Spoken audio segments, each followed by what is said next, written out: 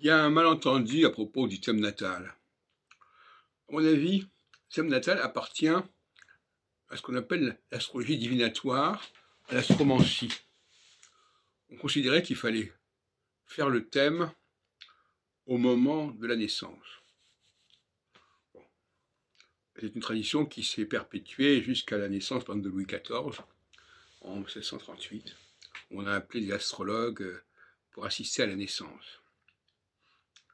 Donc il ne s'agit pas de savoir, de se souvenir du moment de la naissance. Il s'agit d'être là au moment de la naissance. Pas du tout pareil.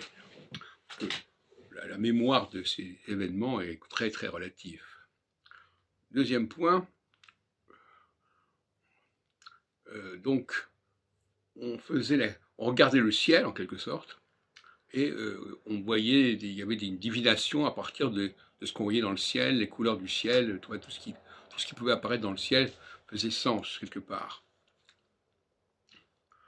Et cette astromancie a contaminé l'astrologie dans une sorte de syncrétisme où tout ce qui traitait d'une manière ou d'une autre des astres était bon, devait être pris en compte. En réalité, les travaux de Michel Gauquelin prêtent à confusion.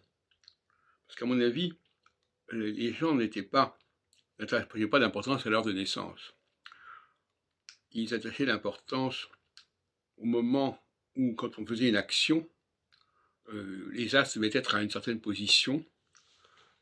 C'est ça. Et ce n'est que par hasard, si on peut dire, que par un processus d'hérédité planétaire, en quelque sorte, les gens qui étaient sensibles à la présence de telles planètes lors de certaines opérations en astrologie horaire, en astrologie élective, mais il s'est trouvé que finalement, au moment de la naissance, la position de la planète pouvait jouer un rôle. Mais accessoirement, comme elle pouvait jouer un rôle au cours de la vie de la personne. Et ça crée beaucoup de confusion finalement.